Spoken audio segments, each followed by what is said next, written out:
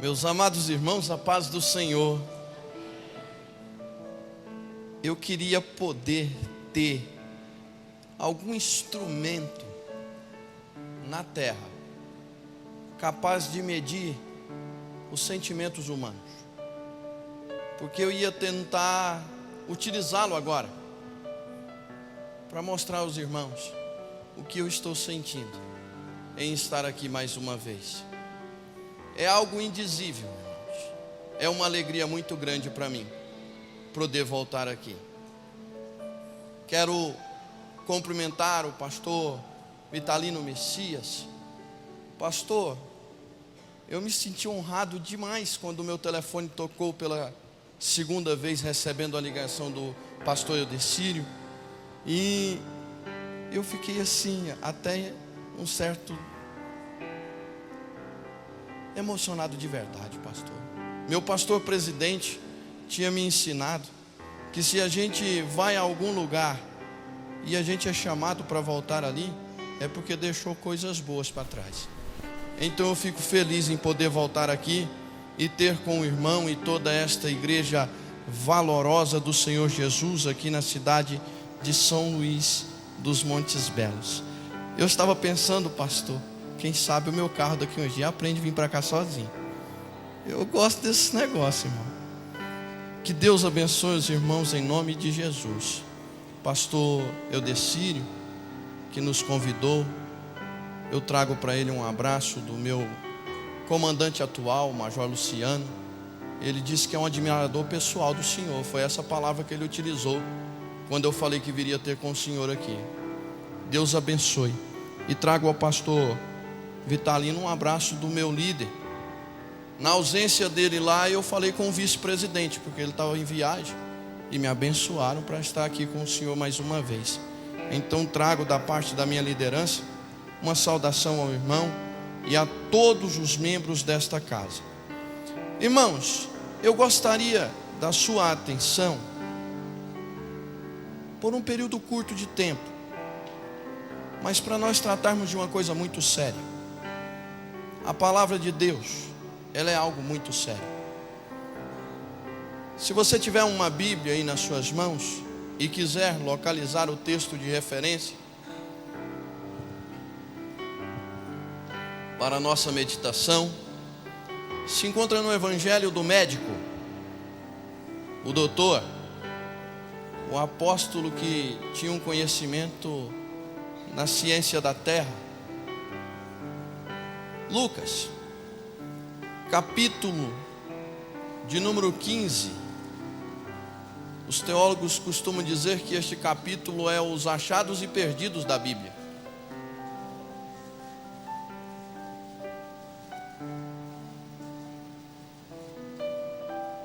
Eu vou fazer uma leitura um pouco extensa, mas é para um entendimento mais completo, que vai a partir do verso 11 até o versículo de número 32. Amém? E diz assim a palavra de Deus: E disse: Um certo homem tinha 2 filhos, e o mais moço deles disse ao pai: Pai, dá-me a parte da fazenda que me pertence. E ele repartiu por eles a fazenda. E poucos dias depois, o filho mais novo, ajuntando tudo, partiu para uma terra longínqua, e ali desperdiçou a sua fazenda, vivendo dissolutamente. E, havendo ele gastado tudo, houve naquela terra uma grande fome, e começou a padecer necessidades.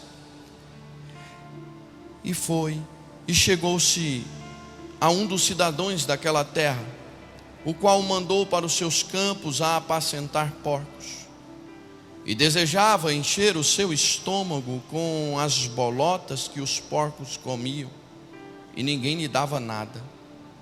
E tornando em si disse: Quantos jornaleiros de meu pai têm abundância de pão, e eu aqui pereço de fome. Levantar-me-ei, e irei ter com meu pai, e dir-lhe-ei: Pai, pequei contra o céu e perante ti. Já não sou digno de ser chamado teu filho. Faz-me como um dos teus jornaleiros. E levantando-se foi para o seu pai. E quando ainda estava longe, viu o seu pai. E se moveu de íntima compaixão.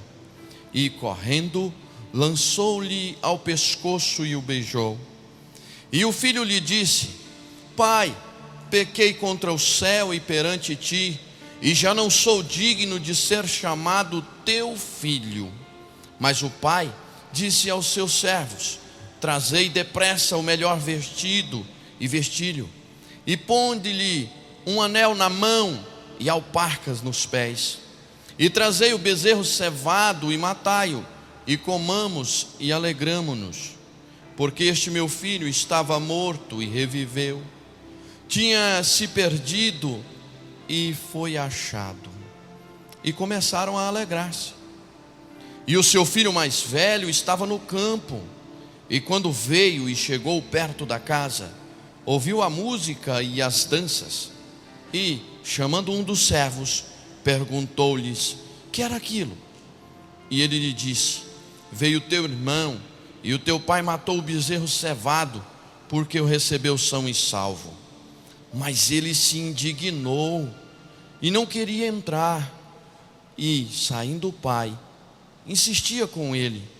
Mas, respondendo ele, disse ao pai: eis que te sirvo há tantos anos, sem nunca transgredir o teu mandamento, e nunca me deste um cabrito para alegrar-me com os meus amigos. Vindo, porém, este teu filho, que desperdiçou a tua fazenda com as meretrizes, mataste-lhe o bezerro cevado. E ele lhe disse: filho, tu sempre estás comigo, e todas as minhas coisas são tuas. Mas era justo alegrarmos-nos e folgarmos-nos, porque este teu irmão estava morto e reviveu, e tinha se perdido e achou-se. Amém? Quando eu recebi a ligação e nós ajustamos a minha vinda até aqui mais uma vez, o pastor Eudecírio me disse: olha, há um propósito específico neste culto. O culto tem um tema, uma campanha estabelecida, o retorno aos braços do Pai. E na hora que ele falou, irmãos, eu não sei ao certo o que se passa na sua cabeça, mas todas as vezes que alguém fala para mim do retorno aos braços do Pai, a primeira figura que me vem à mente é o filho pródigo. E eu então fiquei pensando naquilo e falei: mas de novo, será que eu vou pregar sobre isso outra vez? Não é possível. Quantas vezes as pessoas já ouviram um sermão sobre isso? Então eu fui buscar o texto e lê-lo com atenção. E aí então Deus foi dando-me algumas revelações especiais, que não se tratava da pessoa do filho pródigo. Eu falei: Senhor, que coisa estranha é essa? Eu já vi muita gente falar subordinado a este personagem principal, o filho pródigo.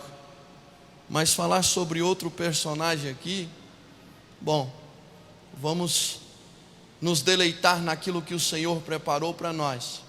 E eu quero poder tratar com os irmãos subordinado a um título: o irmão mais velho do pródigo, perdido na casa do Pai. Irmãos, nós estamos vivendo em sociedade há muitos anos, isso é verdade, a história deixa isso bem claro, que o propósito de Deus era que nós nos estabelecêssemos assim. Primeiro as comunidades menores e depois um emaranhado de raízes foram crescendo, e nós nos deparamos com as sociedades estabelecidas. A sociedade, ela é muito cruel, porque quando se trata de interesses individuais, cada um tem a sua própria visão, a sua própria vontade, e acaba saindo a ermo e tentando, a unhas e dentes, sobressair aos outros. É verdade que quando trabalhada a ideia do coletivo, muitas pessoas às vezes não dão muita atenção às minorias, aos mais fracos, aqueles que estão marginalizados. E essa é uma realidade que às vezes acaba alcançando o coração, inclusive daqueles que temem a Deus, de tratar com as minorias ou os marginalizados de forma segregacional, excluindo-os do convívio, achando-se no direito de exclusividade.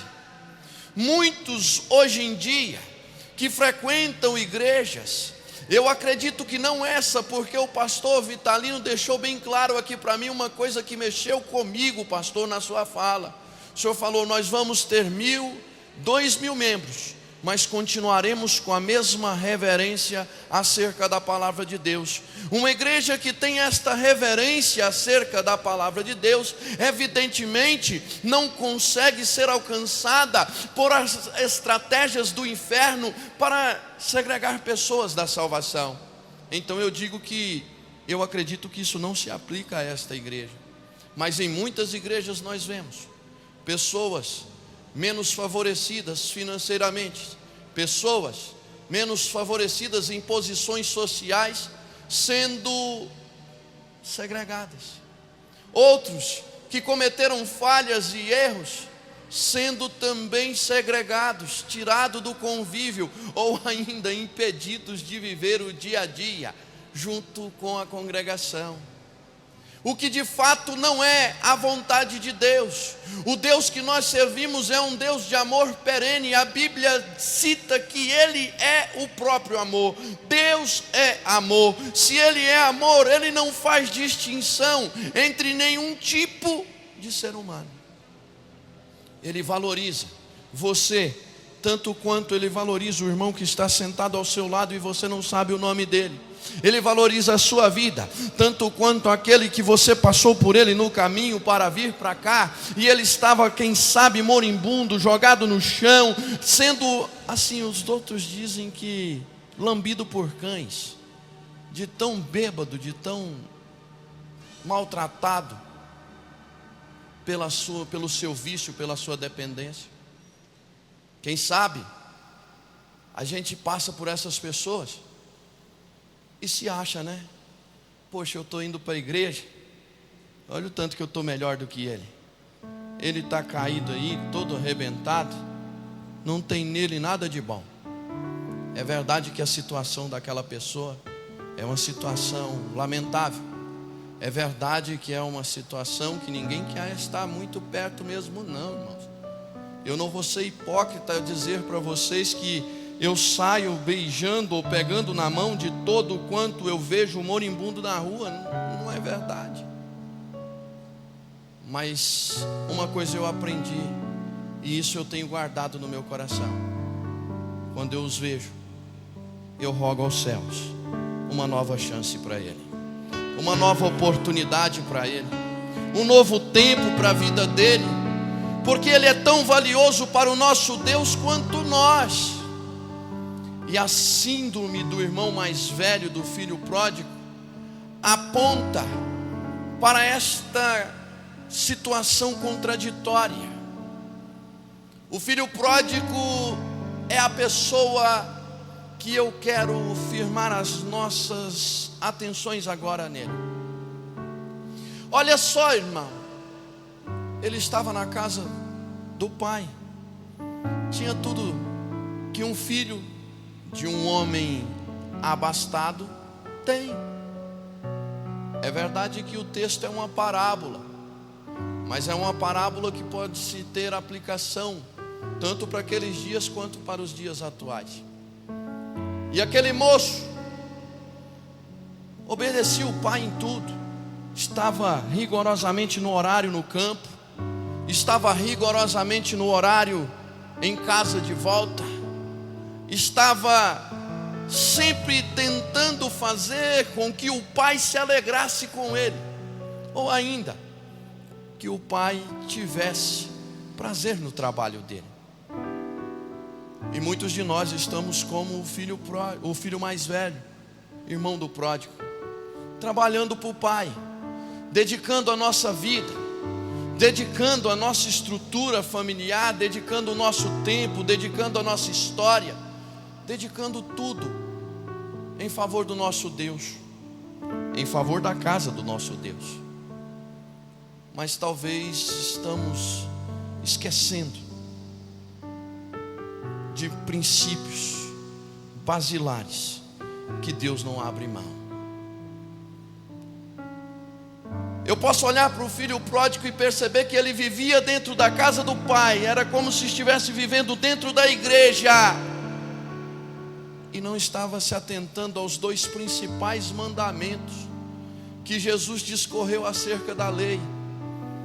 O filho pródigo havia errado, havia caído, é verdade, estava todo arrebentado e voltando para casa, numa condição humilhadora, bem ultrajante.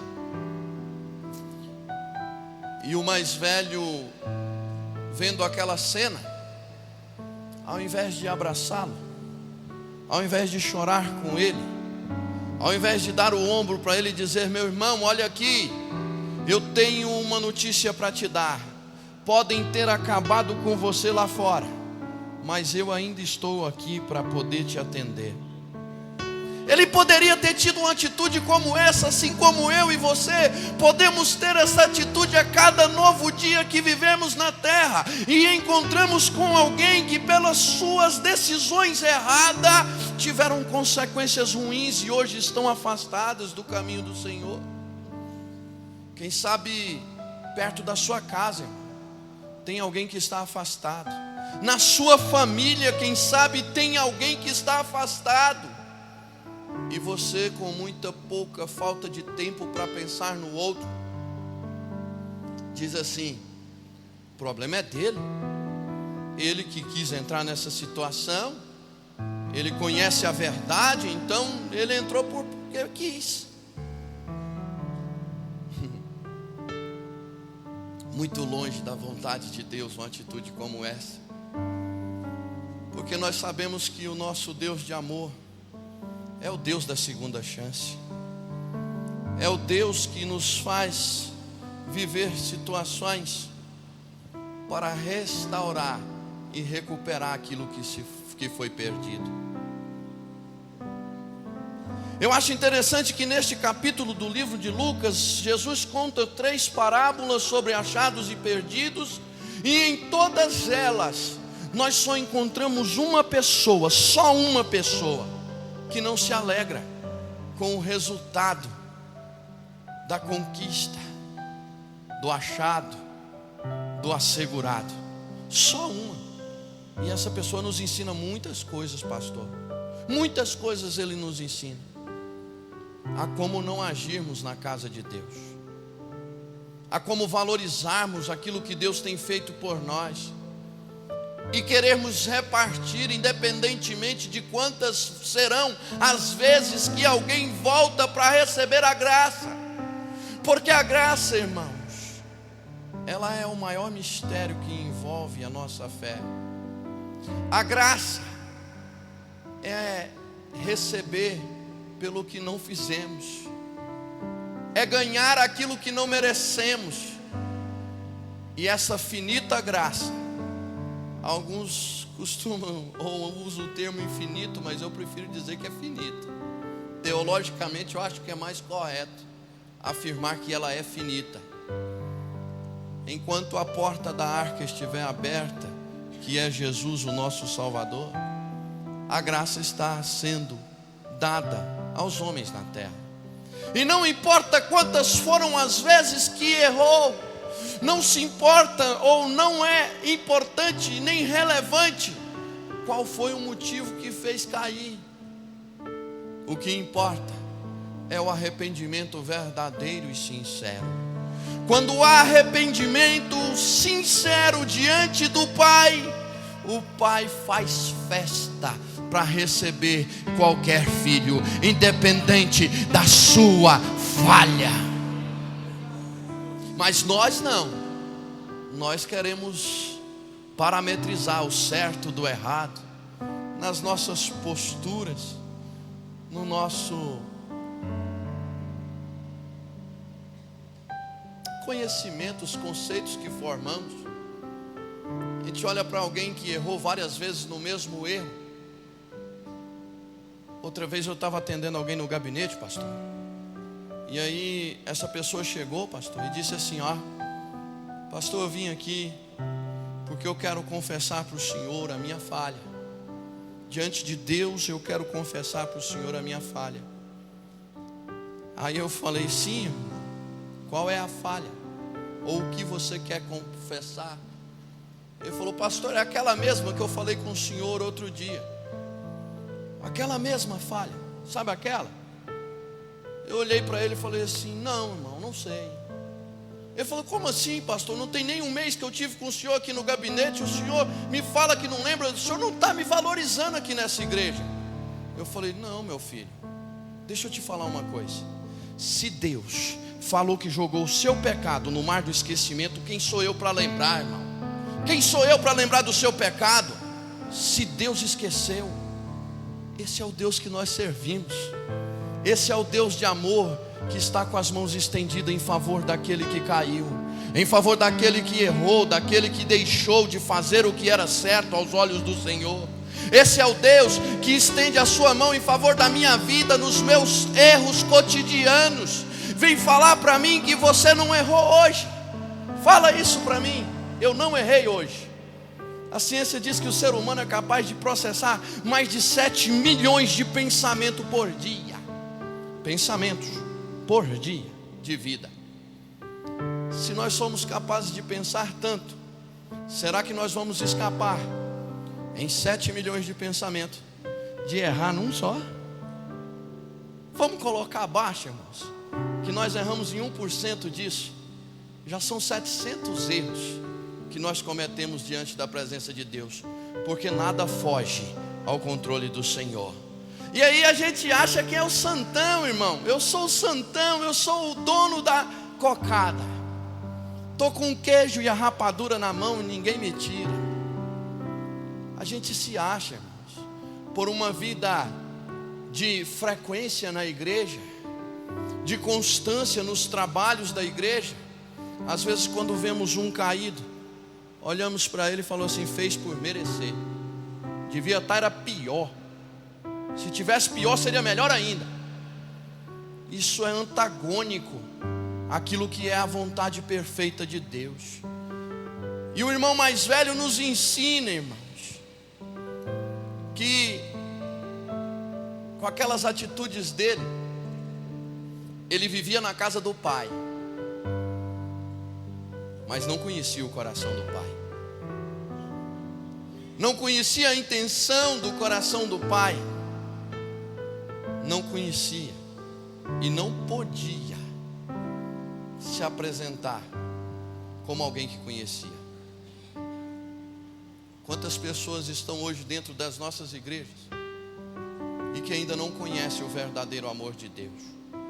Eu quero te dizer, irmão, que entrou aqui abatido, preocupado com o seu problema, preocupado com o seu erro, preocupado com a sua queda, com a sua falha diante de Deus. Eu quero te dizer, com o pouco que eu conheço deste Deus, Ele é um Deus de amor, e Ele está olhando para você com um olhar de ternura e dizendo: eu estendo a mão para te dar uma segunda chance hoje.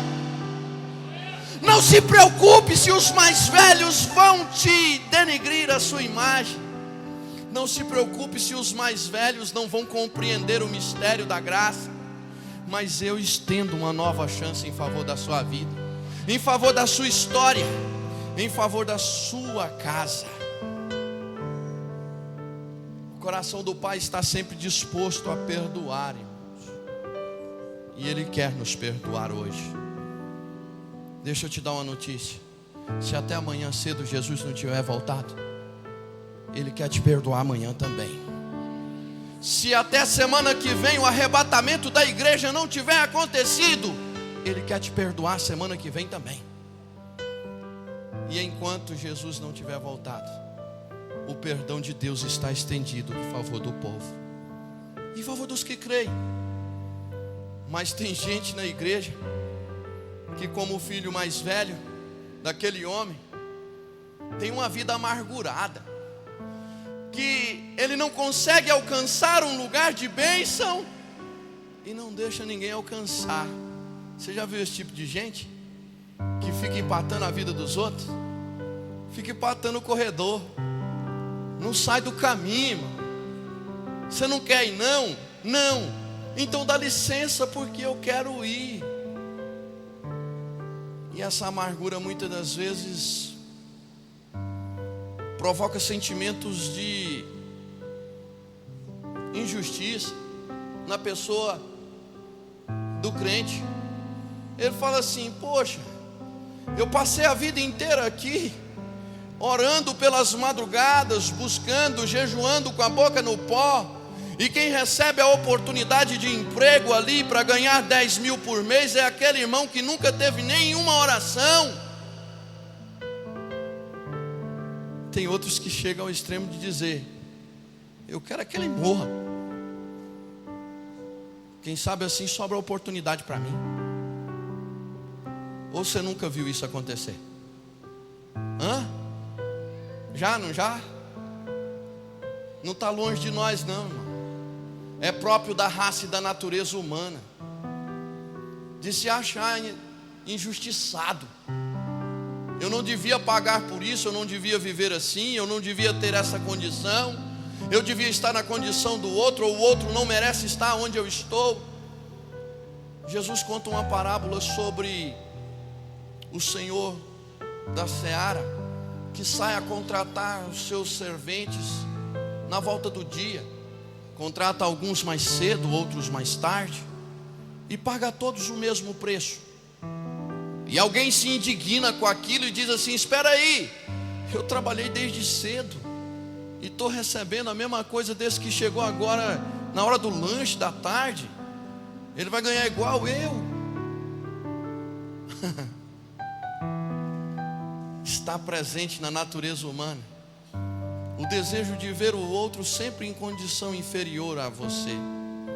Mas aqueles que nascem de novo, aqueles que foram chamados segundo a promessa de Deus para a salvação, através do sangue de Jesus, ele consegue se alegrar na graça, alcançando o outro na mesma medida que o alcançou. Você se alegra com a salvação do perdido? Você se alegra com a salvação daquele que estava afastado, como bem disse o pastor Vitalino? Eu aprendi, pastor, que o termo desviado só se aplica para o capeta. O resto tudo está afastado. Só Satanás está desviado do caminho, porque ele não tem mais retorno.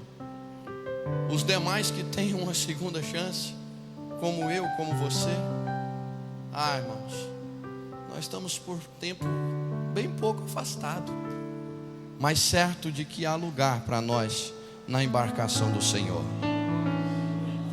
Eu estive assim, irmãos. Eu sou alguém que tive a segunda chance.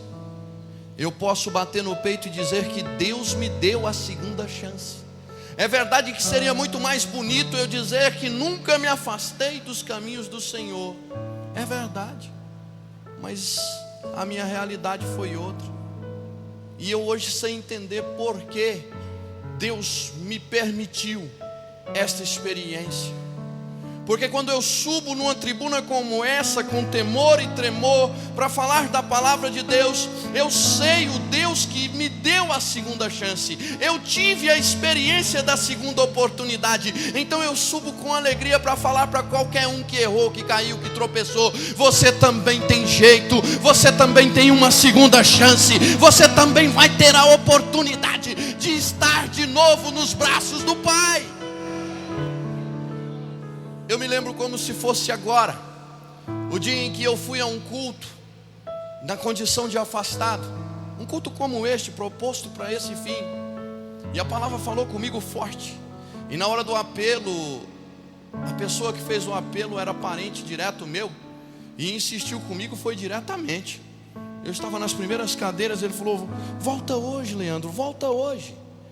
E eu falei assim: poxa, ele não precisava me expor tanto assim, né? Oh, meu Deus. Eu falei para ele, deixa para depois nós conversamos sobre isso aí. Mas a palavra já tinha falado comigo, já tinha mexido comigo. Eu acho que eu resisti mais pelo jeito que ele fez o apelo, sabe? Se tivesse sido uma coisa mais assim, tranquila, quem sabe eu teria ido à frente, porque já tinha mexido comigo. Aí eu fui embora para casa. Cheguei na minha casa, peguei a minha bibinha velha, que já tinha 1 ano e 8 meses que eu não punha a mão nela. Quando a gente está afastado, a gente tem vergonha de Deus, irmão. A gente fica com vergonha dos nossos pecados. Os nossos pecados nos afastam de Deus.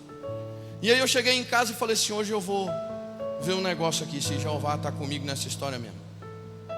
Peguei minha Bíblia, ajoelhei, fiz uma oração breve, porque quem sou eu, né, irmão? Afastado, né? Vou ficar orando demais, acomodando o céu, aí como é que pode um trem desse? Abri minha Bíblia e falei com o Senhor fala comigo, porque eu senti o Senhor falando lá, mas eu quero uma confirmação aqui agora, só eu e o Senhor nesse quarto aqui. E eu lembro como se fosse hoje. Eu abri a minha Bíblia e a voz que falou a minha mente eu conhecia, eu já tinha ouvido antes. Falou, lê aí o que está, seu dedo polegar esquerdo está em cima. Eu falei, vou ler então, vou abrir os olhos. Tirando sorte na Bíblia, né? Achando que a Bíblia é um manualzinho de sorte. Aí, pá, o dedo lá, tirei o dedo e li, irmãos. Isaías 54, versículo 7, esse versículo não sai da minha cabeça, eu acho que mais nunca, enquanto Jesus não voltar para arrebatar a igreja. E ele diz assim, por um breve momento me afastei de você, mas agora torno a acolher-te em minha mão segura.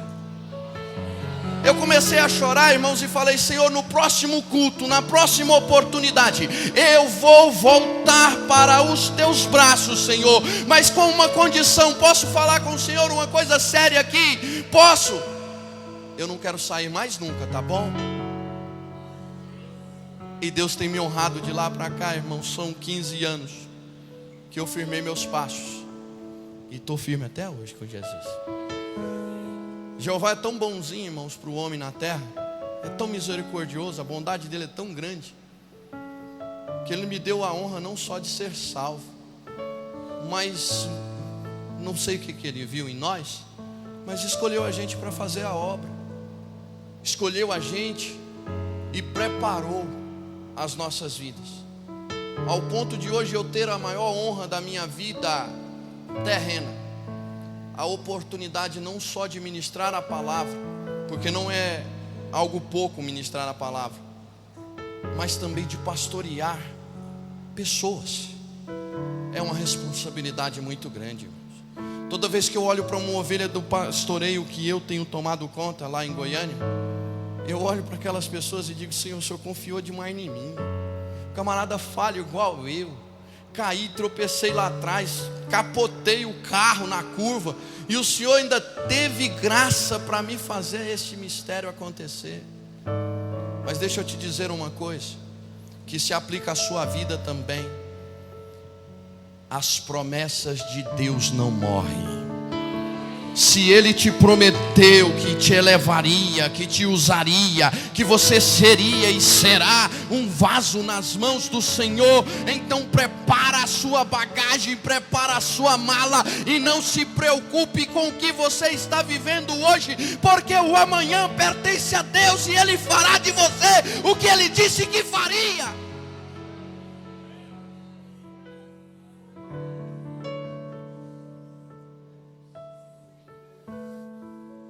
Aquele irmão mais velho, eu percebo que ele tinha poucos amigos, porque ele não conseguiu fazer uma festa, irmão. Ele fala para o pai assim, pai, é o seguinte, o senhor nunca me deu nada para comemorar com os meus amigos. Eu imagino que ele tinha muito pouco amigo, porque se ele tivesse muitos amigos, ou uma quantidade de amigo considerável, ele mesmo se colocaria na presença do pai e diria assim, pai, eu tenho uma turma aí, sabe aquela turma minha? Aquela, pai, que nós sai ali e tal, aquela turma. Pois é, pai, eu queria trazer eles aqui em casa para almoçar com nós, o que o senhor acha? É ou não é assim que nós fazemos, irmãos? Pelo menos eu fiz isso quando eu era menino. Tá certo que eu ofereci para os meus amigos coisas simples, mas eu levei eles lá em casa para comer. Ué. Tem um mistério que envolve a mesa, irmãos, que você não tem noção. O mistério da mesa. Jesus Cristo, nosso Senhor, sempre teve envolto em circunstâncias de milagres, que por fim a mesa estava no meio. Era a ceia, era a festa e o vinho, era o pão e os peixes por 2 vezes. Sempre tinha uma mesa no meio, não é verdade? E sempre os discípulos estavam perto dele. A gente só leva para perto da gente na mesa quem a gente ama, irmãos. Só quem a gente respeita. E a gente paga um preço alto para poder ter eles perto da gente. Esse moço aqui nem pediu o pai, ele nunca pediu. O pai fica meio assustado quando ele fala desse jeito com ele. Ele fala: peraí, tudo que eu tenho aqui é seu, rapaz. Desde o dia que você nasceu, tudo é seu. Eu nunca te neguei nada. Quer dizer, você nunca pediu para mim um cabrito para fazer uma festa. Você está falando que eu não te dei, mas eu não ia adivinhar que você estava querendo, né, irmão? Pede aí, ué. A gente aprende muita coisa com esse moço. Muita coisa a gente aprende. Ele não fez festa durante a vida porque ele não quis. Porque o mesmo pai que festejou com a volta do pródigo era o pai que estava disposto a fazer festa na vida dele constantemente. Deixa eu te falar uma coisa para todos os irmãos, tanto os que estão afastados, se é que tem alguém entre nós que está afastado, como também os que estão dentro da igreja. O Senhor Deus, o nosso Deus, tornou o povo de Israel conhecido na terra como o povo mais festeiro do mundo, porque Ele é um Deus de alegria, que promove gozo ao coração dos que o servem. E nós hoje, vivendo o cristianismo, temos ainda mais motivos para festejar. E às vezes entramos para um salão como este, uma igreja como esta, e não nos alegramos na presença do Pai. Ei, irmão, o Pai está esperando a manifestação da alegria do seu coração, para Ele dispensar sobre você o gozo que só Ele tem para dar.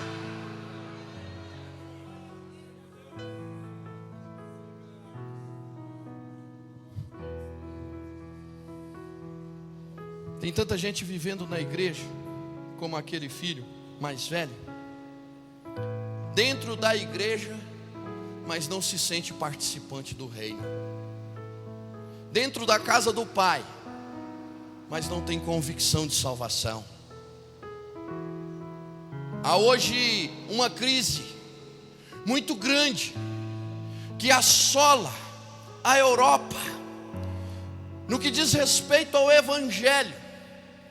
Porque aquelas pessoas tiveram a bênção de Deus e evoluíram tanto em qualidade de vida, que eles já não querem mais ir para o céu.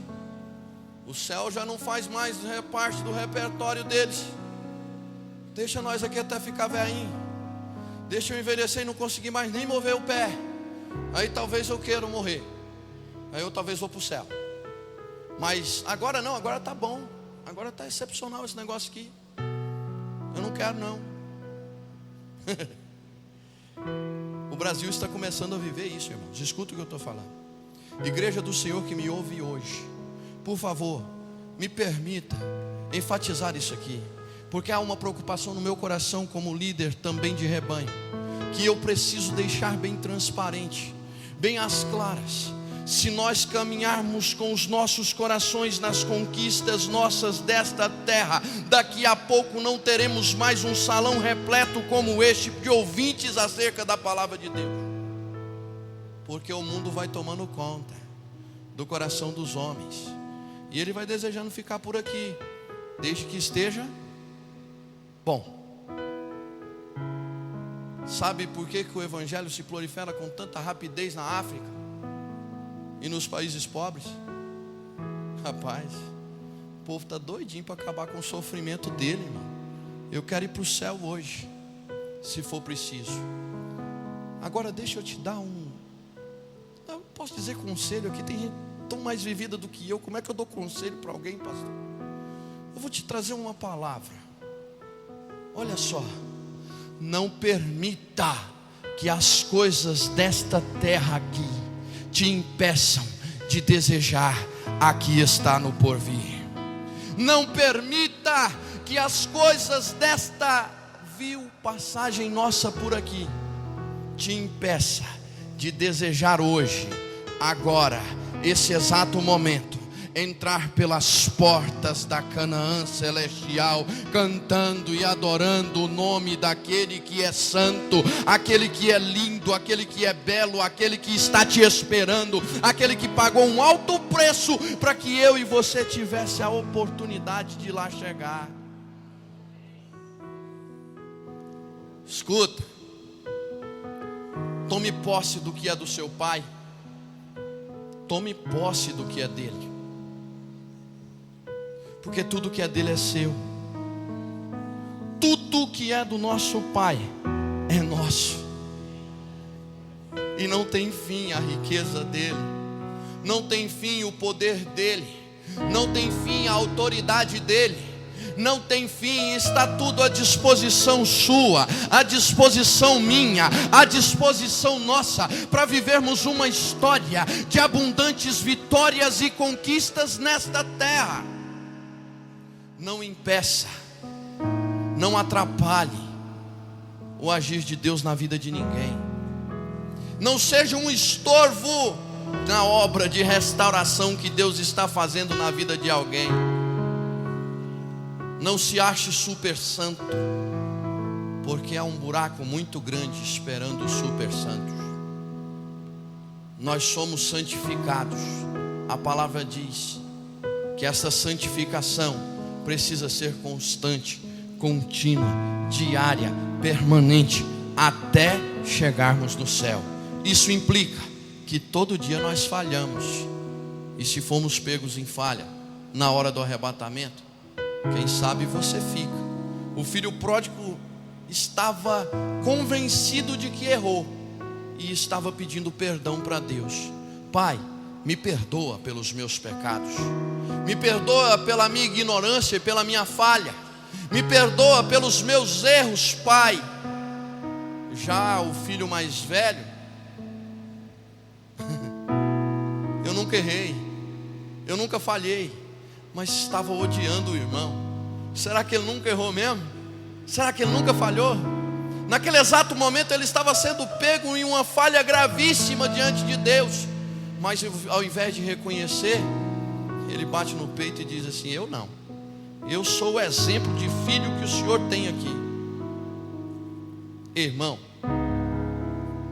abraça o caído, porque amanhã talvez, se Deus não tiver misericórdia de você, você vai precisar de alguém para te abraçar.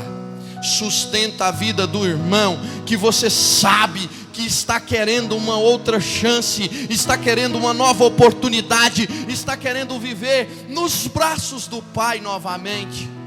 Dê os braços para ele e diz: vem cá. Se você não consegue chegar sozinho no colo do Pai, deixa eu te mostrar o caminho, porque esse eu estou acostumado a viver todo dia. E leva ele com os braços dados com ele, andando devagarzinho, e diz para ele: olha, é aqui, ó. Deita aí, relaxa, porque você está no braço do Pai. Conduza pessoas à salvação, e você vai ver o tamanho da recompensa de Deus em favor da sua vida. Amém? Obrigado pela sua atenção, tá bom? Eu espero poder ter contribuído um pouquinho com a sua vida através desta palavra de hoje. Mas eu quero, aproveitando o ensejo da oportunidade que me foi dada, perguntar se há entre nós alguém que viveu o dia que eu vivi, o dia do afastamento, o dia em que por decisões erradas comecei a andar longe daquilo que era a vontade de Deus, mas que um dia, por ouvir uma palavra talvez como esta, me veio uma força interior, uma vontade de deitar nos braços de Deus novamente. E hoje eu estou aqui falando do amor de Deus para você. amanhã talvez seja você que vai estar falando do amor de Deus para outros, para um auditório talvez mais repleto do que esse. Talvez muito mais gente vai te ouvir, porque Deus é um Deus de mistério e Ele tem uma porção específica para cada um. Para cada um. Se tiver alguém aqui nesta noite que quer fazer uma nova aliança com esse Deus poderoso, uma oportunidade lhe é dada agora, não por força e nem por violência. Não vou insistir muito, porque eu costumo dizer por onde passo que o meu Jesus, o Jesus que nós servimos aqui, Ele não é nenhum produto de feira, Ele não está para perder. Eu não tenho que empurrar Ele no ser de qualquer jeito, não. É só se você quiser, e a oportunidade é agora. Se você quiser, vem à frente, dê um passo à frente, um passo de coragem, um passo de amor, um passo de reconhecimento que o melhor lugar que você pode estar é na presença de Deus. Vem aqui agora, vem à frente. Eu quero estar ministrando sobre a sua vida. Está a caminho daqui pessoas que o Senhor está tocando nesta noite. Eu sei que tem mais vidas aqui que entrou com este propósito hoje. Eu quero uma nova chance com Deus. À frente. Eu quero esperar um pouquinho só. E não é pressão, não é. É só porque a obra de Deus ela é completa. Não sai daqui hoje sem ter a certeza que você deitou no colo desse Deus tão maravilhoso, que você recebeu um cafuné que só Ele sabe fazer, que você vai ter uma noite de sono tranquila, sabendo que se de hoje para amanhã a igreja do Senhor for levada aos céus, você vai junto. Se tiver alguém mais que queira vir à frente, fazer como essa irmã está fazendo, eu quero orar por você. Eu quero ministrar sobre a sua vida.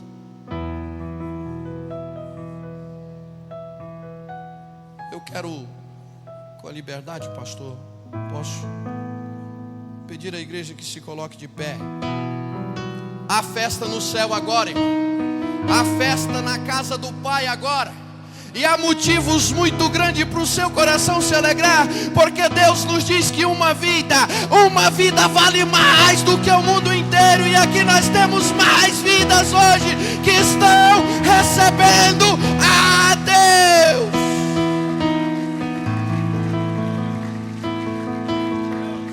Escuta aqui, vocês que vieram à frente. Vocês dois vieram? É? São parceiros, amigos, casados? Como é que é? Namorados. Mas esse jovem aqui também? Aleluia. Glória a Deus. A irmã também veio.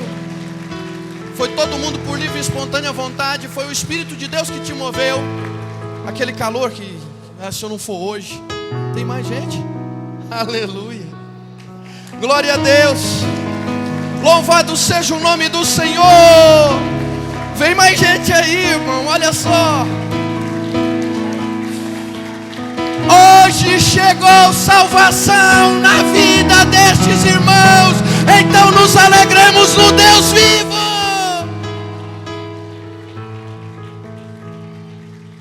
Aleluia. Xarabia haka xarabarauí de candala. Deuica xarabá. Não para de chegar gente, irmão. Não para de chegar.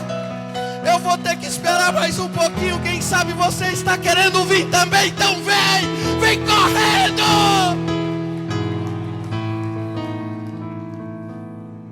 Aleluia. Aleluia. Tem mais um jovem ali, olha lá. Olha lá, irmãos, olha aqui. Aleluia.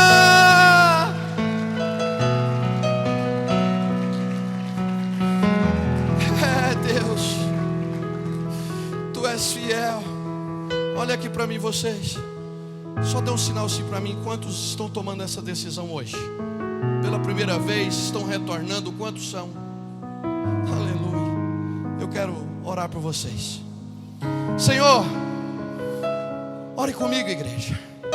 Deus e Pai, Estas vidas hoje, ó Pai, escolheram por estar nos teus braços. Eles poderiam ter escolhido muitas outras coisas. Tem mais um chegando, Jesus. Não para, não para. Salva, Senhor, liberta, ó Deus. Contempla agora, ó Deus, o coração de cada um, a sinceridade do arrependimento deles, Senhor. Perdoa eles, Senhor, das suas falhas, das suas faltas. Escreve os seus nomes, ó Deus, no livro da vida. Senhor, muito obrigado por contemplar tamanha salvação, tamanha obra de salvação. E que o Senhor possa dar a eles, ó Deus, a visão que um dia o Senhor me deu, que um dia o Senhor deu a cada um de nós, que andar com o Senhor é muito melhor, que viver com o Senhor é muito melhor. E não há nada melhor do que servir a um Deus tão bondoso. Dê força para eles, Senhor. Dê ânimo para eles, Senhor, em nome de Jesus. Eu te agradeço, Deus, pela vida deles. Te agradeço pela vida dos que estão ouvindo e aceitando a Jesus pelas ondas do rádio. Eu te agradeço, Senhor, sim, ó Pai amado, pela vida de cada irmão, membro desta igreja. Que as bênçãos do Senhor sejam abundantes sobre todos eles em todos os dias. Que a sua graça, a sua misericórdia abundante encha a casa deles de saúde, vigor, paz e ânimo, ó Deus, prosperidade, em nome de Jesus. E que o Senhor possa, ó Deus, abençoar a todos os irmãos, em nome de Jesus.